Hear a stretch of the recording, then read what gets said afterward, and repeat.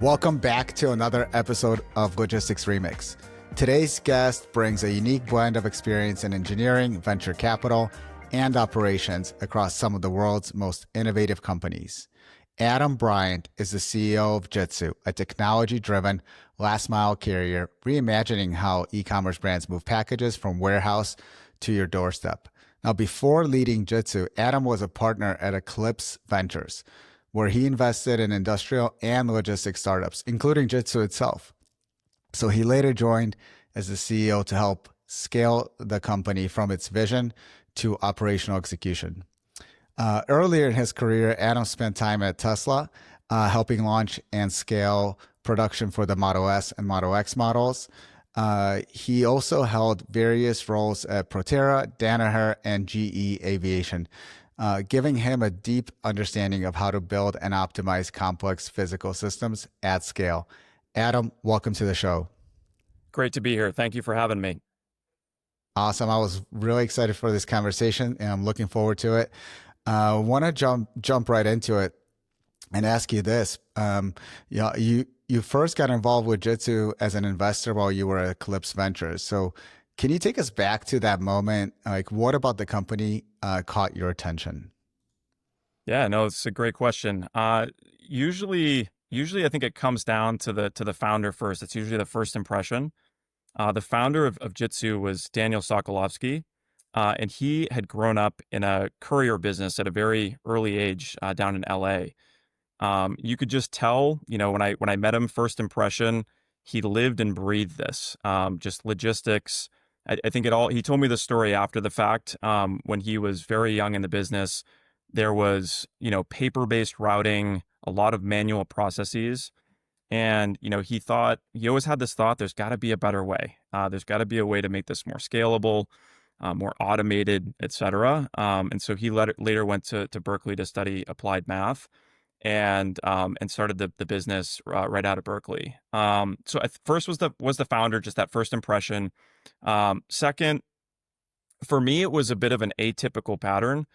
I was relatively new to VC at the time, and Eclipse, inherently really focused on full stack companies. So that's companies that are more kind of end to end, value proposition. A good amount of them also had, were involved with hardware. So kind of implicit in that, at C, and these were earlier stage companies. So it was seed and Series A. You'd have capital that would go into these companies, but it would take a bit of time, right? It's not just, writing lines of software and then immediately, you're off and running. So it took some time. And so, when Jitsu came along, it was a bit of an anomaly because here was Daniel. He actually was relatively new to the VC,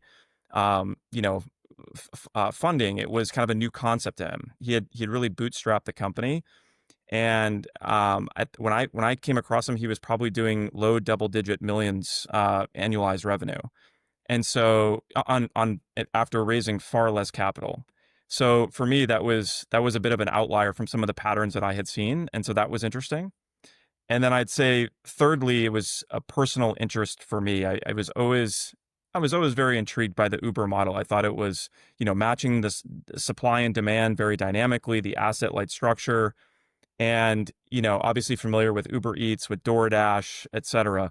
These were more point-to-point concepts, right? I'm going to bring you your hot restaurant meal in 45 minutes or an hour.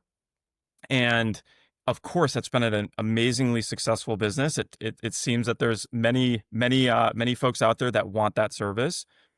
But for me, I was thinking, hey, there's got to be a way to plan, to aggregate, to batch, right? To be able to get those efficiencies. Maybe that's the engineer in me, and starting out in jet engine design, where you're always looking for efficiencies and cutting out waste, et cetera, and cutting out mass if you're designing jet engines. And so that's what interested me. Now, FedEx and UPS obviously been doing this for decades, right? The whole element of batching and aggregation, but I hadn't seen that intersection of matching with kind of these tech-enabled companies with the gig economy, the asset light, being able to scale up, flex down. And so for all these reasons, this one was particularly interesting for me. Yeah, and like you mentioned, it's a lot about the founder, right? In the early days, Yeah. getting to know the founder, kind of understanding their story, why are they trying to build what they're building, And so you must have seen something in the founder, Yep. as well as seen some traction Yep. early on. And it was that around the time when Uber Eats was really taking off, or Uber started taking Yep. off? Exactly. That totally makes sense. Totally makes sense to that theme. Um, okay, so now you're an investor. You're probably sitting in board meetings, or you're getting updates. You're helping the company, etc. But then you decide to leave your venture capital role and join the company full time as the CEO. So, like, walk us through that. Like what prompted that transition? Yeah. So I think it's important first to just preface that VC was actually my up until that VC role, I had been operating my whole career to date. So starting out as a design engineer at GE Aviation, designing jet and helicopter engines for the military. And then obviously spending, stints at, places like Danaher, et cetera, through business school, and then landing at Tesla and doing operations there as well. So VC was the detour, and if you want to call home was more the operating side. So it was more returning home. VC was, and I knew it was going to be a bit of a detour, when I took that position, but and I'm super glad that I did. It's just an amazing experience to be able to get to that side of the table, to be understand how capital is allocated, to understand why yeses happen, why nos happen, and to be able to see all the different ideas, all the different founders, all the different styles. So it's invaluable experience. I think for me, after doing that for a bit of time, and as you mentioned, being on the boards and listening through the pitches and things like that, I missed the problem solving and I missed the building, which is what I was able to do more in those other roles, and really just being in that arena. And so, and of course, when you're in the arena, sometimes you want to get out of the arena because it's those late nights, and you look around, who's going to solve this problem, right? It's you and your team, right? So there's obviously a lot that goes into it, but I definitely miss that. It can be addictive. Now, as I described before, I was very interested, particularly in this problem. I really enjoyed working with Daniel and the team. We would talk a lot, obviously, as I was on their board. But as an engineer by trade, logistics, it's a really big optimization problem, and so that really hooked me. And there was no grand vision like the way this happened. This was, hey, I enjoy working with this team. I'm gonna help them. I think I can roll up the sleeves alongside them as an operating partner on behalf of Eclipse. And then 2 weeks later, unbeknownst to all of us, this pandemic hit. This was like 2020, and the rest was history. So it was all these incremental things, just the way things came together as to how this evolved. Yeah, so the timing was right. You were itching to get back to your, problem solving days, and what better way, especially as the company was seeing some, I'm assuming, incredible demand as But the yeah, pandemic hit. yep, Um, Now, Jitsu's model is, it's different, right? So it's challenging the way the traditional last mile delivery networks are built, as we've prefaced. How would you describe kind of the problem that you're solving at Jitsu, and how the company has evolved to meet customer demand? yeah. I think maybe to start off, and I kind of alluded to this earlier, and I view this sometimes as a pro, sometimes as a con. But when I came into the company, I never worked in parcel, and so never had those legacy handcuffs, if you will. On some days, that's a pro because you have a fresh lens. I'm not afraid to ask stupid questions and to learn. And something that I took from Elon at Tesla is basically reasoning from first principles, which is where you don't reason by analogy. You look at, hey, just what's in front of you, and you say what is the best way. Of course, it can be a con at times where if you can have some comparables to look at and say, hey, how are others doing it? So we compensate for that in other ways. But if you think about the fun, and keep in mind, I didn't found the company, right? So I came in a few years after it was founded. So the fundamental problem that Jitsu is solving is the nationals are expensive, and they're rigid, right? And shippers have a fundamental need always to reduce cost. Shipping is a major line item of expense. They also need to drive quality and performance for their customers in order to be able to differentiate and really drive lifetime value, LTV. And then also really to find flexible and responsive partners that can grow with them as they're trying to sort through all of their challenges with growth. So for us, like how this evolved, as I mentioned, when I came in, it just was perfect timing. The pandemic's hitting. There's suddenly this work from home, environment, and the company had started with perishables, and so shippers at that time, and still shippers couldn't afford to go through the traditional hub and spoke networks because of cold chain, right? You can't wait days to connect through all the different hubs, and so speed was critical. And so it was really translated to next day shipping from the moment that we received it. And that really helped level the playing field for the company, right? Because we didn't have this extensive network. But you had, this grouping of shippers that were willing and needed essentially to inject right into that final node. So we didn't need all of that architecture on day one. And so that's kind of how we built the base. And then we evolved into the broader e-commerce later, right? So this was probably 2021, I feel like, is when, we had been doing the perishables, really continuing to grow that business throughout the pandemic, and then realized, hey, there's this, much larger elephant in the room here. And we had demand from some of these other e-commerce providers, whether that's apparel, beauty products, et cetera, et cetera. And so with that comes new problems and new challenges, right? Because a lot of those parcels end up tending to be smaller.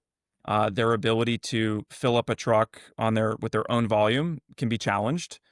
And so now we had to think through, okay, how are we going to solve some of these network, constraints?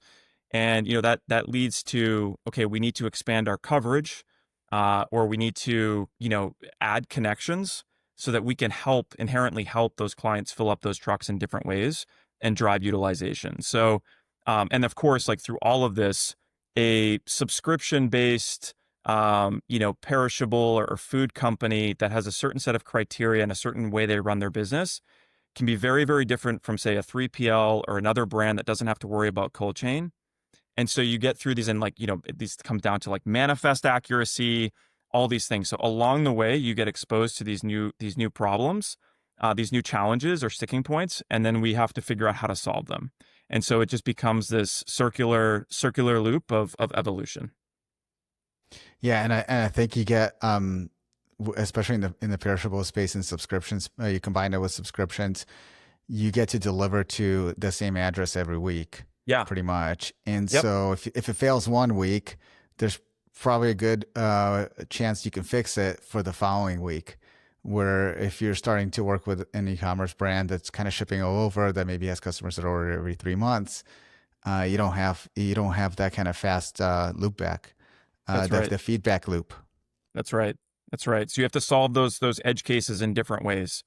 And that's and yeah, and like the subscription, that the demand profile on that is also more predictable inherently, right? Whereas some of the others, and of course, like peak season, you get into traditional e-commerce, non-perishable peak season. It's a real peak, and now you've got to think about all those spikes from a volume perspective and how you're going to manage that. So different new challenges.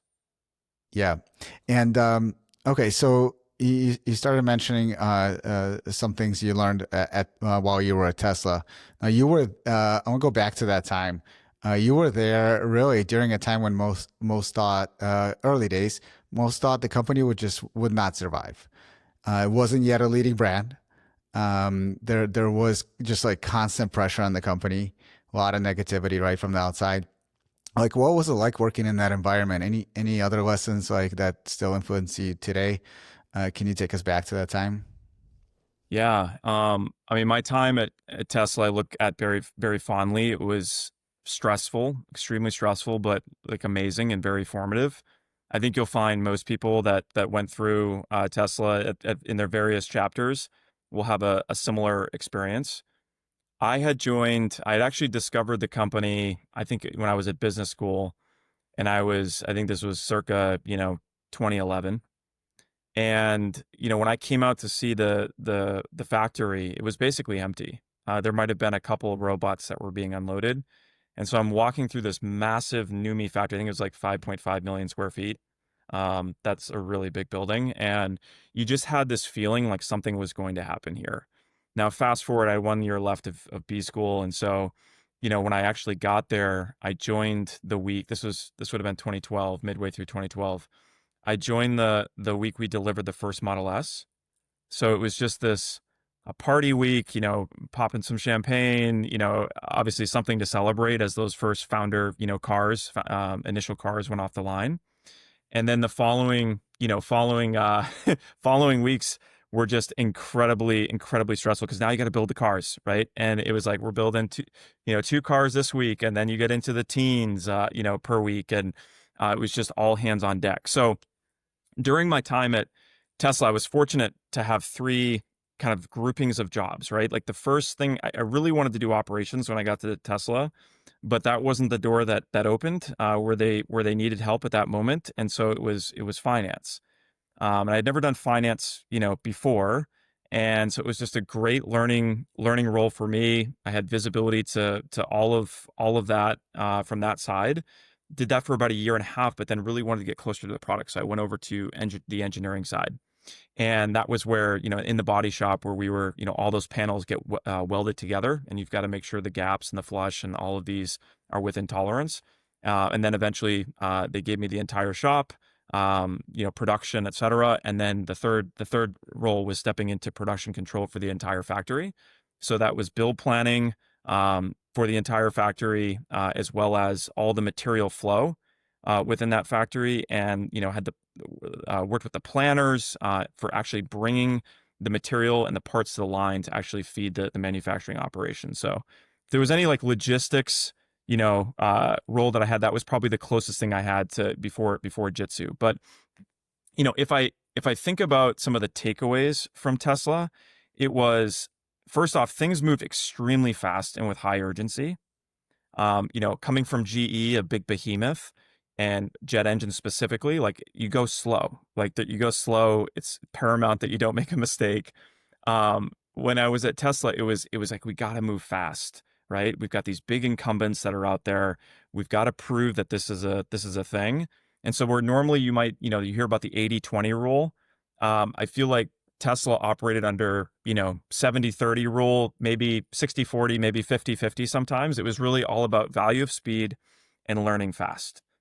And Elon was also, this probably sounds kind of contradictory with everything that's happened, in the years that have followed, but I would say he's really great at focus.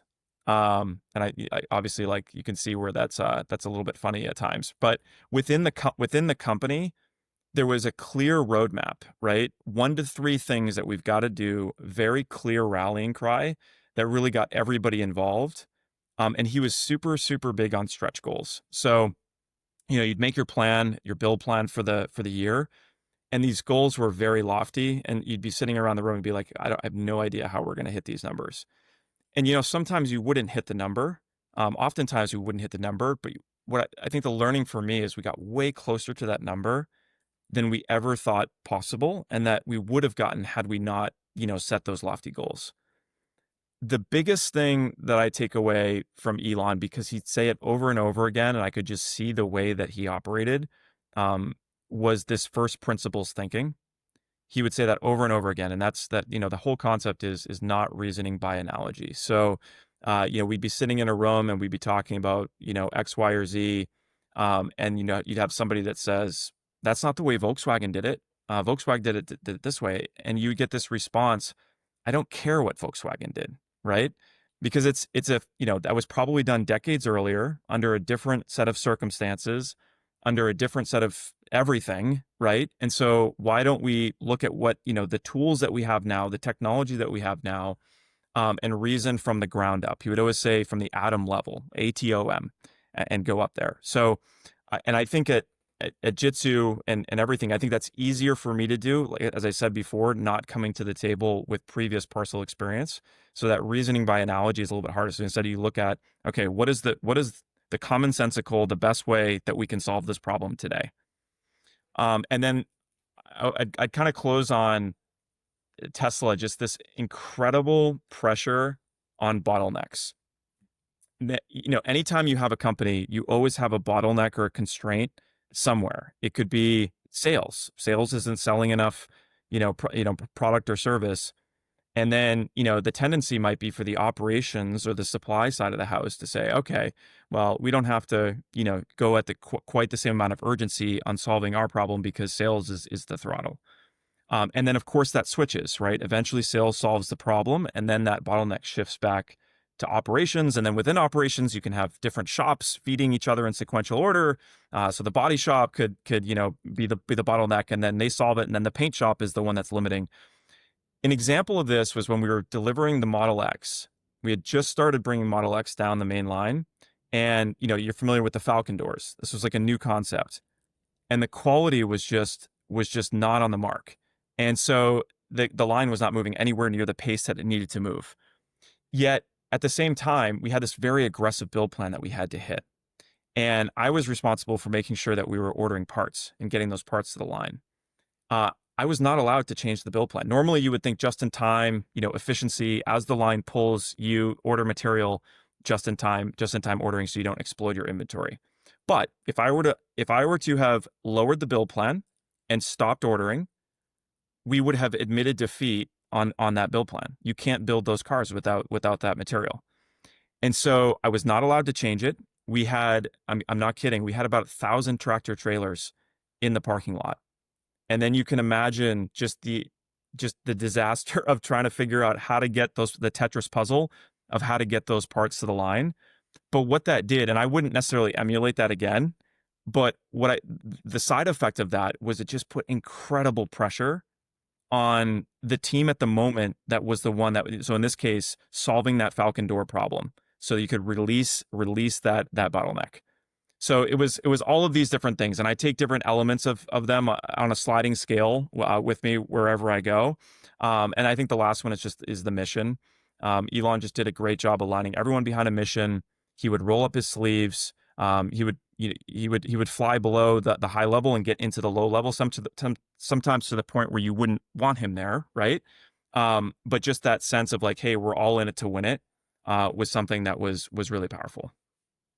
Thanks for sharing that. There's some awesome examples that you just talked about. One I really appreciate is pointing everyone in the same direction, right? If everyone's moving in a different direction, like we're not going to row the boat to our destination, or we're just going to get there slowly. And so I think that's a huge one. Another one you just said, and I think everyone like that's listening to this podcast right now can probably recall a time they've sat in a meeting when someone said, "Oh, that's not how they do it at name it carrier," or that's not how we did it. We've done it for 10 years, right? That's another one. It's like, oh, we've done the same way for 10 years. Why should we change it? If it's not broken, don't fix it. And it sounds like you were trying to, I don't want to call it break things, but like, hey, let's not think that way. We're going to take our own path. That's right. Pretty amazing, and that car is beautiful, and those Falcon doors are very unique. I don't think you see that with any other model. At least I don't see any modern car with doors like that. Very, very cool. Staying on Tesla, like think do you see any parallels between that Tesla Air and today? Like where's like Jitsu is taking on massive incumbents. Like Tesla was taking on GM and Volkswagen and Ford and Mercedes, etc., and Toyota, right? You're taking on UPS and FedEx. And so do you see any parallels between that era and what you guys are doing today? Yeah, absolutely. I think that's usually anytime you have, I think that happens a lot, right? I mean, startups kind of exist. There's usually a large incumbent that exists somewhere, and then looking to disrupt that long-standing incumbent. So in this case, for Tesla, to your point, GM, Ford, Toyota, the large automakers, and Tesla's aim was to deliver a fundamentally better product that just happened to be electric. Elon was always very specific about that, not to really position itself as a kind of a green alternative and about climate change and things like that. I think there's only a niche, a small niche of customers that were willing to pay for that green image, right? So it had to just be a fundamentally better product. And that's the reason you buy this car. And, I think what Tesla did really well, and there's some parallels here, for us, is they focused and recognized their target market early on that had to start small and expand. And I think that's a common thread with any startup. You can't take on the world. That you'll have a lot of startups that will say, I want to be 1% of a massive market, right? All I got to do is be 1%. But it's actually better in a lot of ways to just dominate or have a sizable percentage of a smaller market, and then to be able to expand from there. And so what Tesla did was they started with the Roadster, which was, if you recall, that was the sports car version. It's probably between $100,000 and $200,000, right? So it was high price point, but they knew there's only so many folks out here that can afford, and the cost hadn't lowered at that point because you haven't gotten to volume scale. So there isn't a large enough amount of buyers out there that can afford, a price point and then be driving around like a Honda Civic style car, right? So they'll pay for that sports car image. And so they started with the Roadster. They did that with Lotus, in partnership with Lotus. And then from there, they built, so next capital investment was to go, okay, now we're going to go build our own car. That was Model S, still a luxury sedan. Those were in the hundreds of, 100,000 or mid 100,000, low 100,000 dollars. And then from there, it was Model X, so luxury SUV. And then it wasn't until their fourth car where they got to the Model 3, which was more mass market. So, you start with a smaller market, you figure out how to get your costs down, and you keep phasing into this, and then eventually you get to the mass market. Because if Tesla had done it the other way around, they would have bled to death. And so I think, picking that target market and phasing that in is appropriate. And then they were inherently really nimble and flexible. And they had to be in order to outrun the big behemoths, right? Who had more resources, et cetera. I distinctly remember this stat when we were running manufacturing.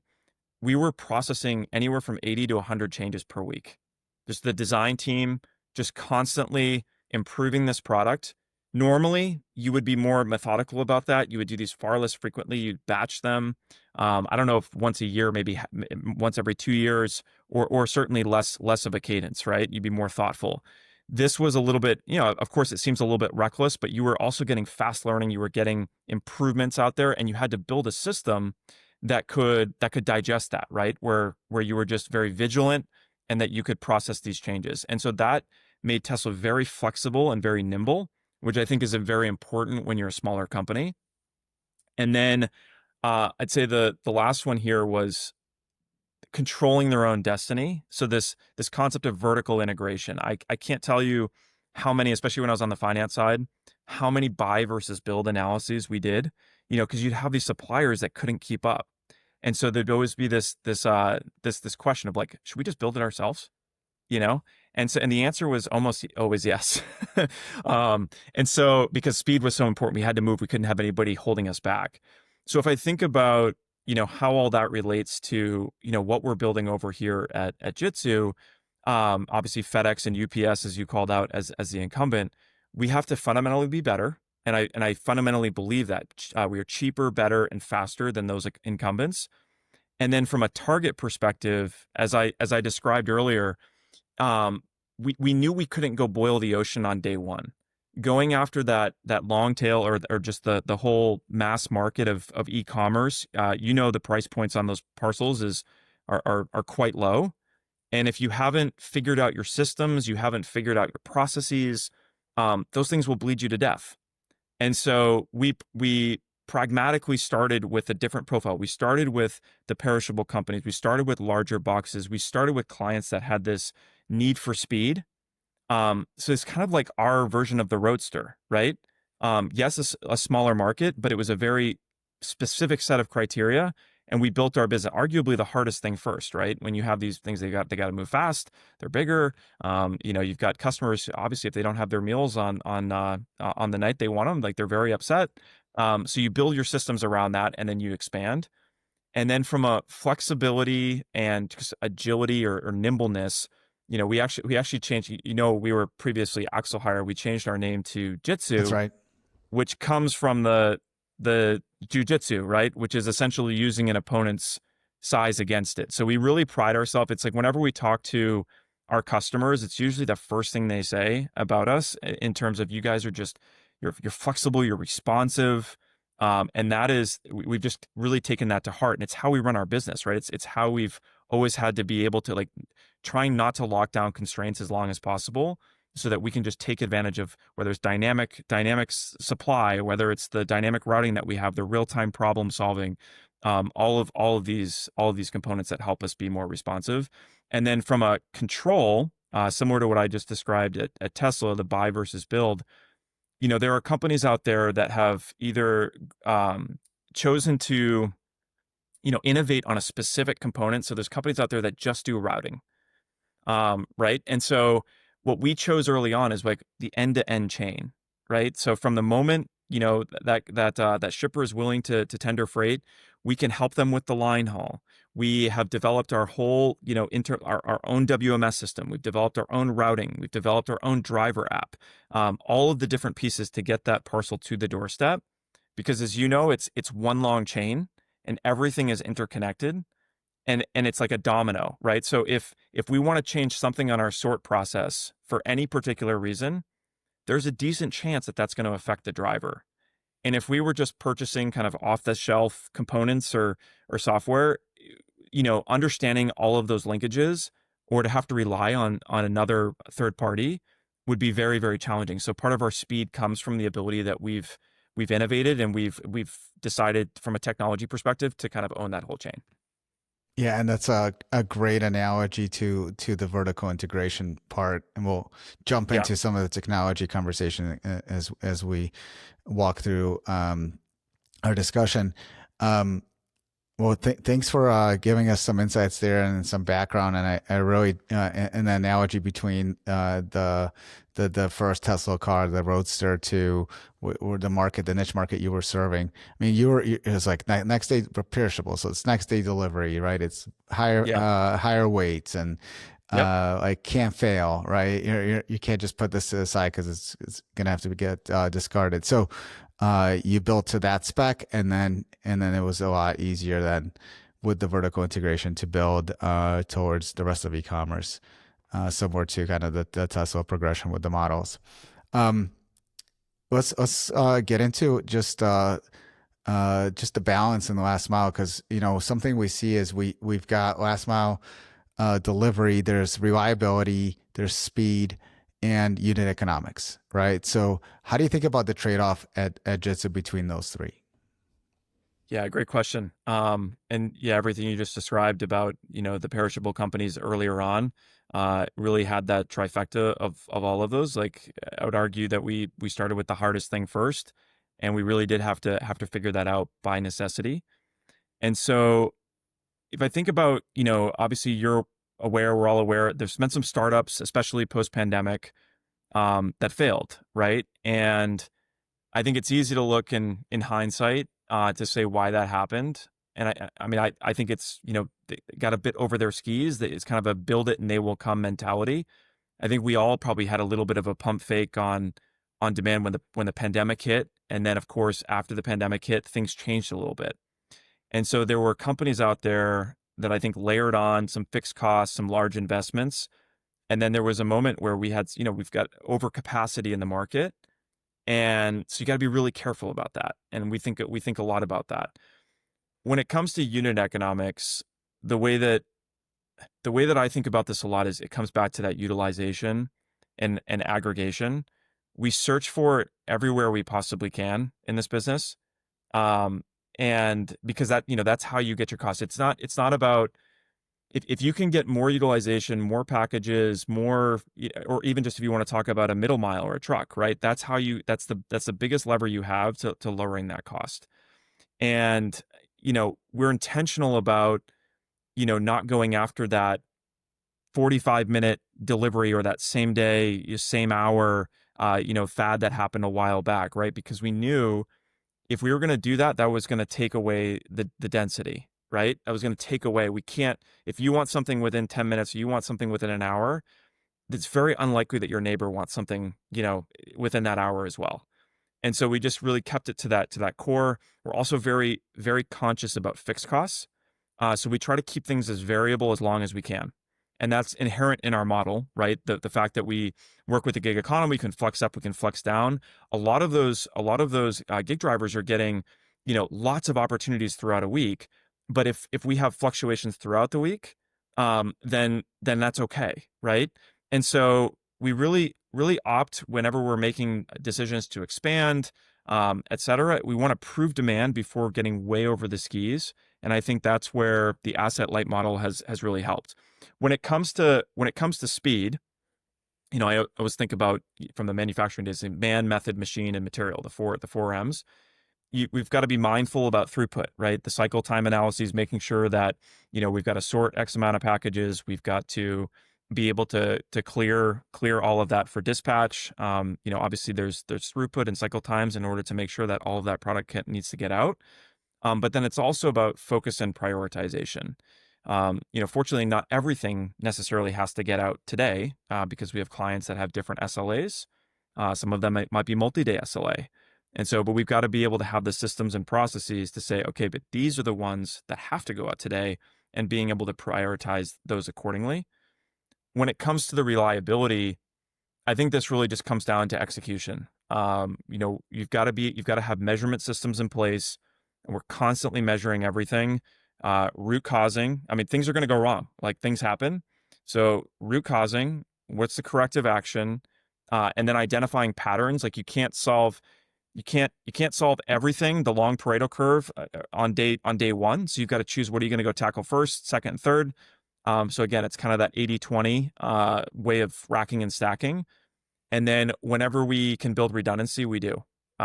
So whether that's on the driver supply side, whether that's on the sort side, but all of these factors help contribute to reliability. Yeah. So, and you touched on all three. So it sounds like all three are really important. Your reliability, your speed, unit Oh, yeah. economics, you got to get them all right. Yep. They may change in terms of importance. Again, 80-20, like 20% might affect, 20% of the issue might affect 80% of the shipments, right? So you got to go fix those 20%. But ultimately, you're working on all three. Like there's, and it's just going between each one and trying to improve, and they all improve at different speeds. I want to talk to you about the technology side of Jitsu. Now, you've always been, tech has been central to what you've built. You mentioned you have a proprietary driver app and a proprietary technology stack. What is it about your technology that sets Jitsu apart?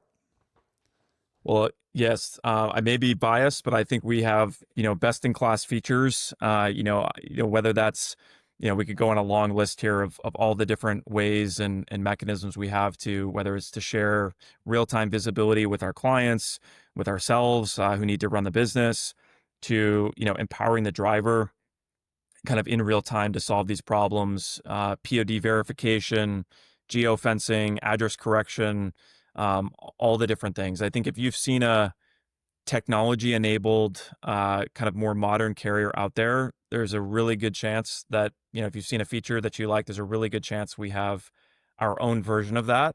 Obviously in a lot, and it's just it's what we love to do, right? So we're going to continue to pump those out as it helps us solve problems. I think from a technology perspective, it's more about what's hidden from the public view that I think is kind of the secret sauce. It's the control aspect that I described before, is the fact that we have developed a lot of this in-house, so that we can manage that whole system, like like I said, the upstream line haul, the routing, the WMS system, the driver app, all of those connections. So it allows us to move very, very quickly and to have like a really clear understanding of what drives of what, inputs, outputs. And then I think it's the operating system behind the technology, right? Like we are obviously eating our own dog food every single day, because we're using that technology that we've developed in order to deliver those products to the doorstep. And so when things go wrong, like we get immediate feedback, and we can get to work on plugging that hole or figuring out a solution. It's the edge case management. So as I described before, when we got into, broader e-commerce, we started to realize, yeah, there's this whole, it's just different, right? There's a different demand profile. There's manifests that are, some of these shippers are not able to really predict what they're sending.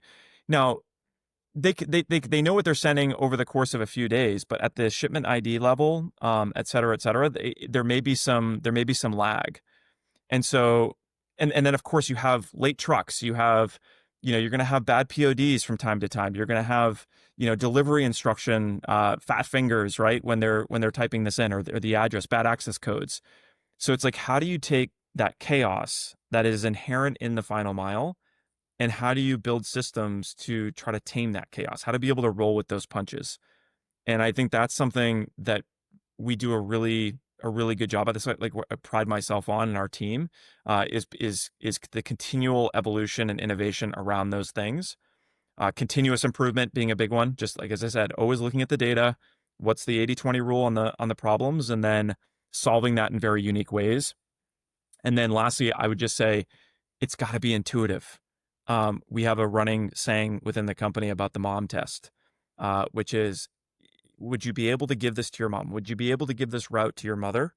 And it would be a smashing success on the first delivery. I like Um, that. that's how we need to do it, right? Because we've got new drivers that are coming in, and to be able to see them perform just as proficiently as our best drivers on day one is just an amazing feeling. And so that's our test. And if it causes problem for that one driver, then we need to try to rethink it. Yeah, that's I love that test and a way of thinking, right? It's like it's got to be Yeah. simple, right? Ultimately, it's Yep. like just keep it simple. If we have to train them for hours to figure out how to use the app, it's not intuitive. So That's right. start over. That's right. That's right. Start over. Speaking of the drivers, right? One thing that Jitsu prides itself on is its on-time service. So when I go to the website, the one thing that out at me from the screen is from your website screen is 99% on-time service. Um, how do you achieve that level of reliability, and how do you sustain it, especially as you scale and go into new markets? Yeah, it's funny. Sometimes we cringe a little bit when we put that on a deck, because we feel over time, there's many providers embellish and tout 99%, and I think over time it's started to feel like an overused term. Um, but then we talk to customers that we're working with, and you find out the real answer as to what's happening. I can only speak for Jitsu, and I can tell you kind of how we maintain at a high level our high on time delivery. Like I said, it started with we the perishables, and starting there, that customer promise. If you screwed up on time delivery, these products are going to perish, and then you have very expensive claims, right? So it was a very like hard punishment in the beginning. It was like, we have to get this right. We have to figure this out. I think that became part of the DNA and has really helped us as we've gone forward. I think it's being transparent. We measure this data, this on-time delivery data, very intently. We share it with our clients. We're looking at it daily, and it's just part of our internal operating system. So like, if you're not measuring it, you're not going to be able to improve it. So that's first and foremost. And then it's the platform that we built, and the unique model advantages that I think we have, that also set us up well for this high on-time delivery. So first off, we work with the gig economy, as you know, so that allows us to flex up and flex down.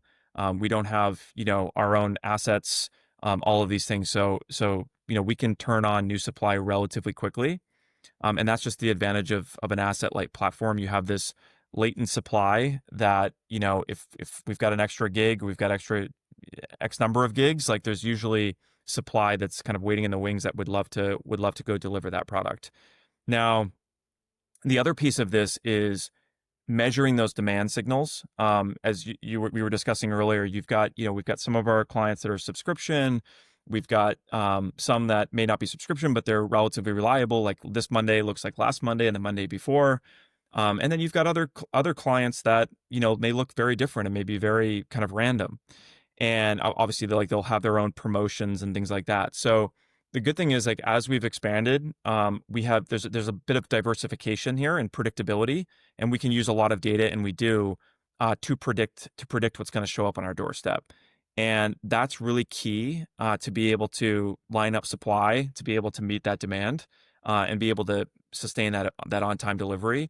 We've built a lot of proprietary. So you basically have this crystallization that can happen before the day of delivery to know kind of what supply exists and if you're going to be short, and then you can react to it. So it's having that reaction time is really important. And then we've built a lot of proprietary tools on how we deal with those surprises. Like, as I mentioned, what happens when you get some parcels that weren't manifested that show up? How do we digest that from a routing perspective? So we've developed things that enable us to do that kind of on the fly.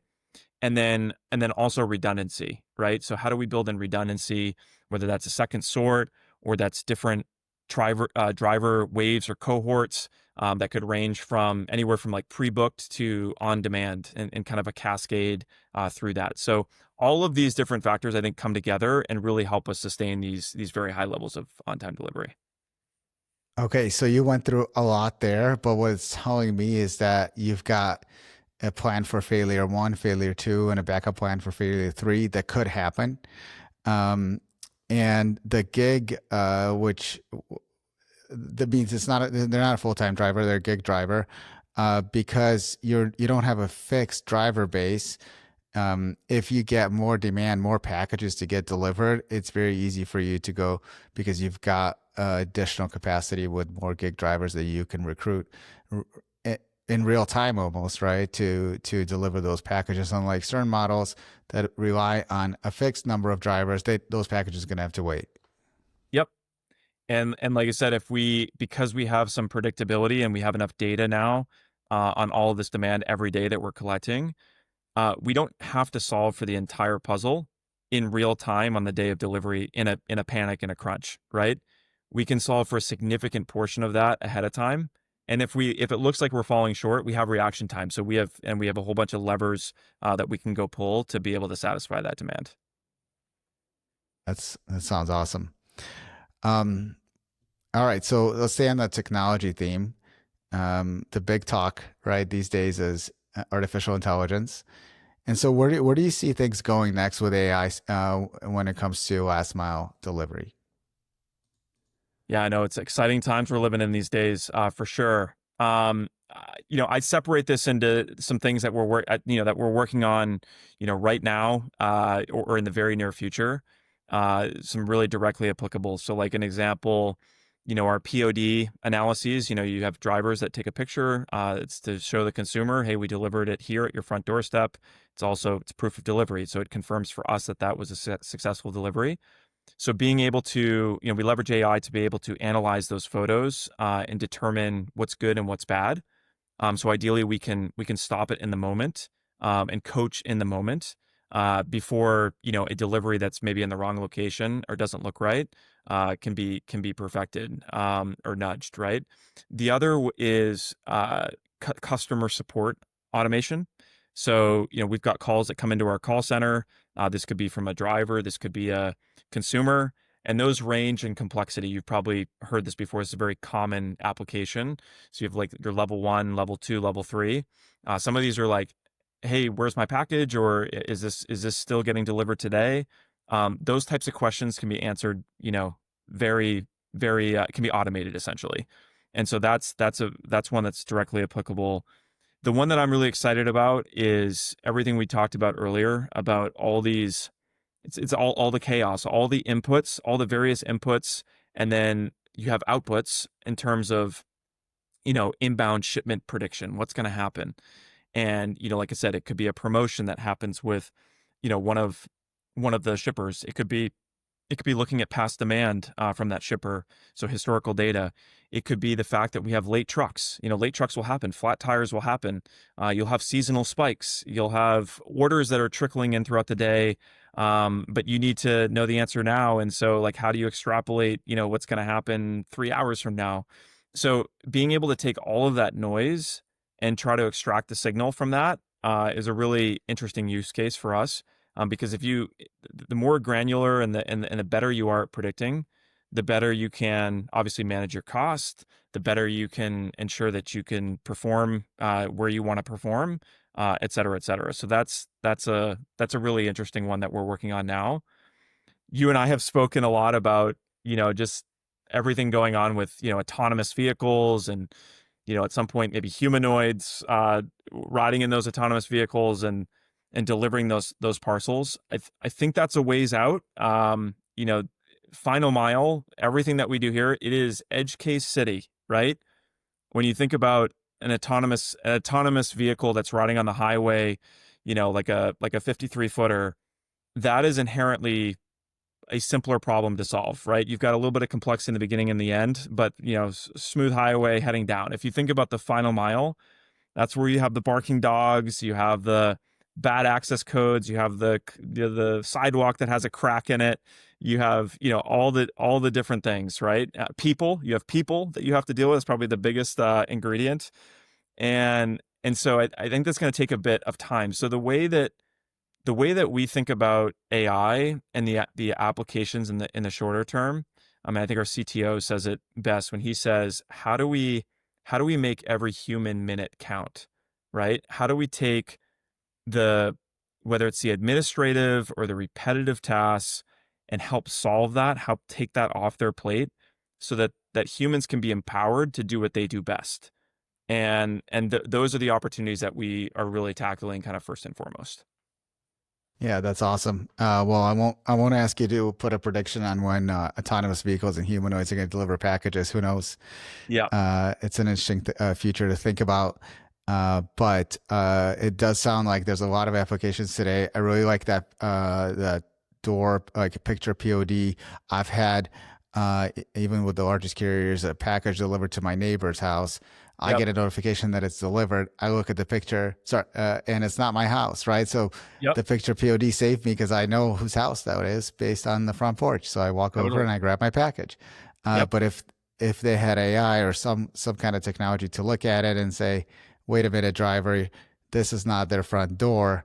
Um, go find the right door. Exactly. That sounds like a great use case for AI to Yep. play. Like it's like that guidance in the moment, because that driver that delivered to the wrong door, very good chance that driver wanted to do the right thing for you, right?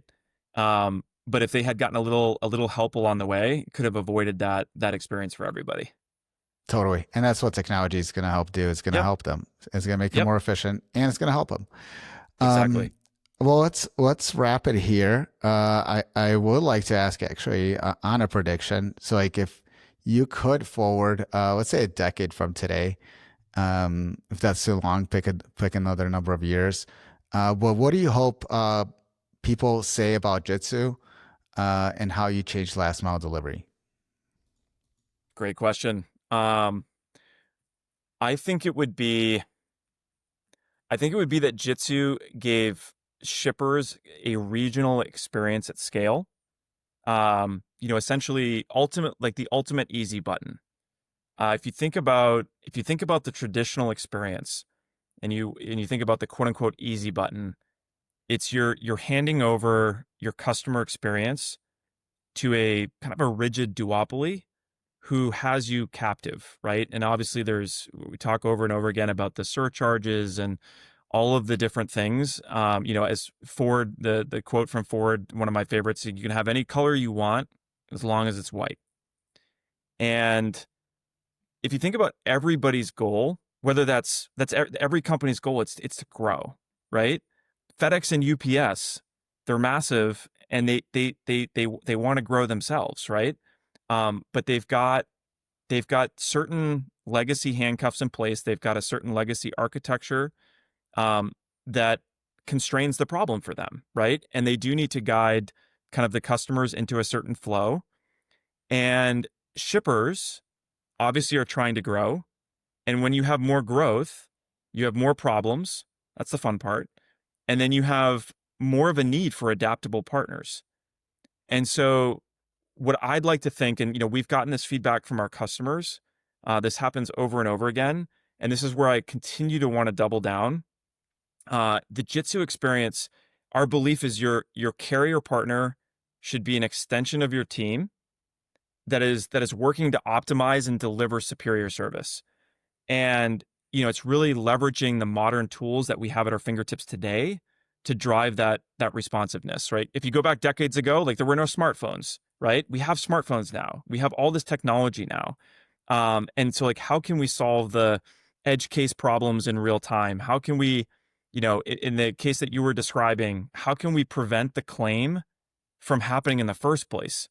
As opposed to, the claim happened because we don't have visibility. We couldn't stop it. It's happened. And so now we're all debating on like who should pay for it, right?